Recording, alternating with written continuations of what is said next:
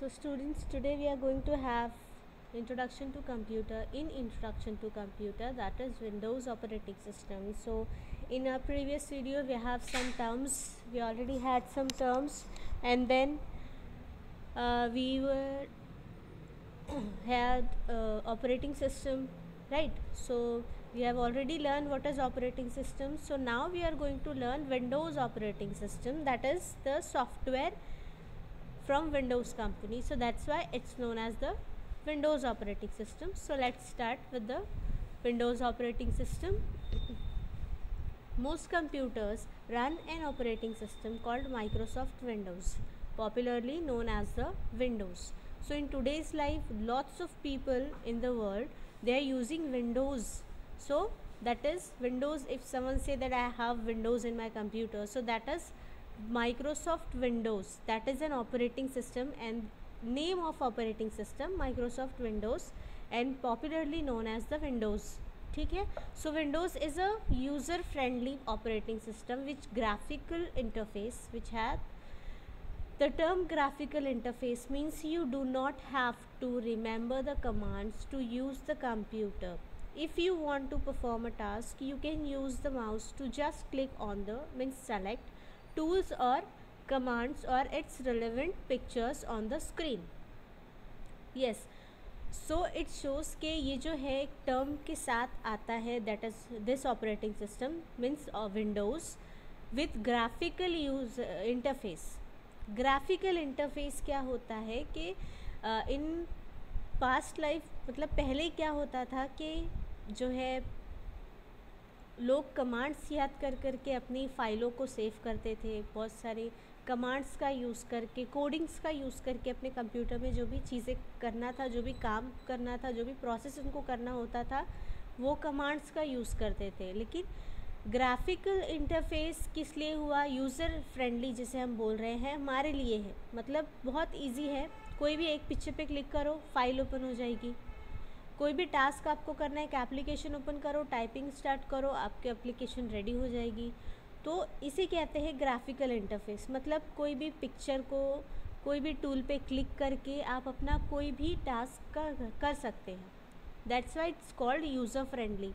और graphical interface होता ही ये है कि आपको कमांड्स याद करने की ज़रूरत नहीं है. आपको जो काम करना है, आप उस टूल पर माउस को लेके जाइए and then click on it, that's it. So graphical interface ये होता है, यूज़र फ्रेंडली होता है, और जो आपका विंडोज़ ऑपरेटिंग सिस्टम कंसिस्ट करता है, ठीक है, ताकि हम जो है यूज़र जो है वो टास्क अच्छी तरह से परफॉर्म कर सके. What makes the Windows operating system so popular? Now it's asking us कि क्या विंडोज़ को बहुत पॉपुलर बनाता है. तो let's see some of its striking features. Striking features मतलब बहुत ही खूबसूरत और अच्छे फीचर्स.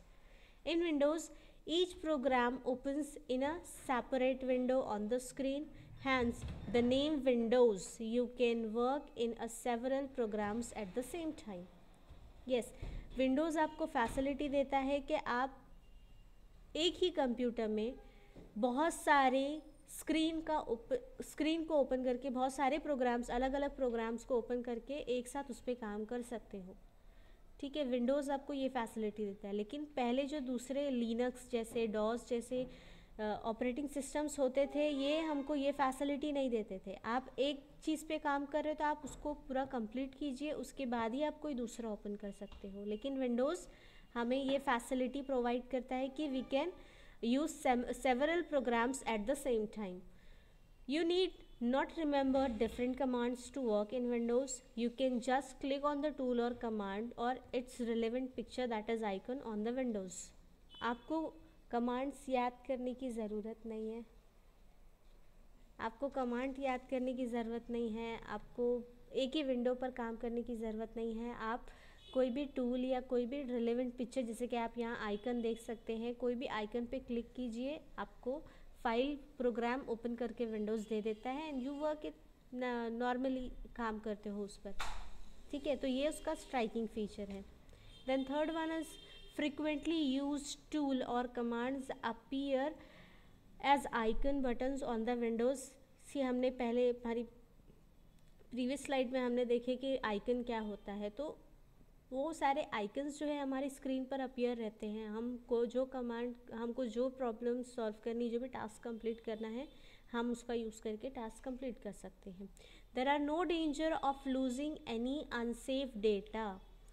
यस, जो डेटा हमने सेव नहीं किए हैं हम उसे लूज़ कर दे, ऐसा कोई डेंजर जोन इसमें होता नहीं है। प्रीवियस में जैसे कि लिनक्स ऑपरेटिंग सिस्टम में क्या होता था कि हमने डेटा टाइप किए but we forgot to save that, तो क्या होता था कि अगर हमने बंद कर दिए बाई चांस एप्लीकेशन को तो डेटा लूज़ हो जाता था, ठीक है, और लूज़ हो जाता था और वो हमको वार्निंग भी नहीं देते। If you shut down or close Windows before saving a document, the computer will ask you whether you want to save the document or change made in it. If you click on the yes button, the computer will save the document and shut down the Windows. If you click on no button, the document will not be saved. Yes, तो ये facility हमें क्या है दूसरे operating system में, पुराने operating system में नहीं मिलता था। तो विंडोज़ इसलिए ज़्यादा यूज़ होता है कि अगर हमने कोई भी डेटा एप्लीकेशन टाइप किए हैं और वो टाइप करने के बाद हमने क्या किए हैं कि उसको सेव नहीं किए हैं and we are closing the computer, तो विंडोज़ हमको वार्निंग पहले दे देता है कि आपने चेंजेस बना दिए हैं, डॉक्यूमेंट सेव नहीं किया है, आपको सेव करना है या नहीं करना है। तो if we press yes button तो it will save automatically. If we select no तो क्या हो जाता है, डेटा अनसेव्ड हो जाता है, विल नॉट बी सेव्ड, ऐसा होता है। तो ये जो है ना, ये फीचर्स हैं विंडोज़ के और इस तरह से विंडोज़ काम करता है। That's why Windows is very popular in the world, ठीक है। So I hope you understand the Windows operating system right now. So in our next video we are going to have more how to we use mouse, क्योंकि Windows में mouse का किरदार, mouse का character बहुत important है, because इसमें जैसे मैंने बोली यूज़र फ्रेंडली है, कोई भी आइकन पे क्लिक करो तो क्लिक करने के लिए you must need a mouse, right. So in our next video we are going to have the movement of mouse क्या है, क्या क्या चीज़ें माउस के अंदर है, how we use mouse, so we will have that and after that we will have Windows के documents पे किस तरह से काम करना है। Till then I hope you understand that. Thank you students.